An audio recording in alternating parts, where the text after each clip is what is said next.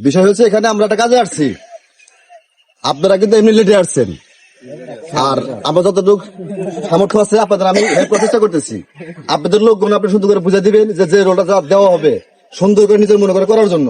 আমি তো সময় নষ্ট করবো না। ঠিক,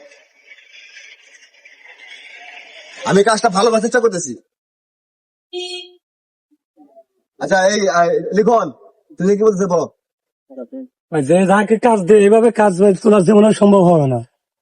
যা হয়েছে মনে করেন যে যেভাবে ক্যারেক্টার আছে দরকার বলে কাজ একটা কথা হচ্ছে কাজ করা ডিরেকশন, ক্যামেরাম্যান আর ডাইরেক্টর দুজন স্যারকে কোনো ডিরেকশন দিবে না। আমরা দেখতেছি ভুল হলে কোনো প্রবলেম হলে আমার সাথে কথা বলবে, এটা বলবো এইটা এইভাবে দিলে ভালো হবে, ওনাদের কাজে ডিস্টার্ব করবেন না। ক্লিয়ার? আমি একটা কথা বলি, দাঁড়ান। একজন একটা ভুল করলে একটা চর দিতে পারে, কিন্তু এটা মানে যাবে না, ও কোনো কথা বলবে না। এখানে আমাকে বলে ভাই এটা এইভাবে না এইভাবে দিলে ভালো হবে, আমাকে বলবে। ডাইরেক্টরের দরকার নাই, ক্যামেরাম্যানকে বলার দরকার নাই। ঠিক ঠিক, ওখানে ক্ষতি হয়।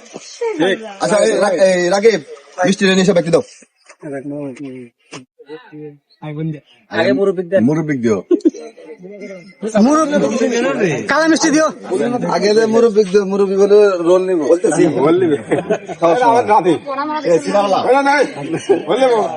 আরে বরাবরই দেবো। হ্যাঁ হ্যাঁ, আমাদের বাংলা দেবে তুমি। খান খান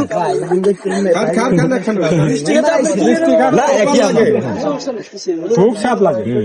কেন ভাই মিনে এত স্বাদ কেন? আমরা আছি। আচ্ছা কিসের শুট বলেন না, যে সরকার বলেন কিসের শুট, কিসের জন্য বেশি পাচ্ছেন আপনারা? আমরা সিনেমা কি সিনেমা? বজ্রপাত। কি সিনেমা? বজ্রপাত। কি সিনেমা? বজ্রপাত। কি করলেন আপনার? বয়সটা আমার আসলে আছে। ভাই আপনি কোথা থেকে আসছেন? ভাই আমি উল্লাপাড়া থেকে এসেছি। আমার নাম হলো রিপন খান। আপনার নায়িকা কেটা? আমার নায়িকার নাম মিমি চক্রবর্তী। মিমি চক্রবর্তী। আর সিনেমার নাম কি? সিনেমার নামটা হলো বর্জ্যপাত। বর্জ্যপাত, হ্যাঁ, বর্জ্যপাত, বজ্রের মতোই দেন। বর্জ্যপাত, আমি বর্জ্যপাত, ঝড়ের মতন আসি, বৃষ্টির মতন মারি, আর আমি যখন মারি তখন আকাশে বিদ্যুৎ চমকায়।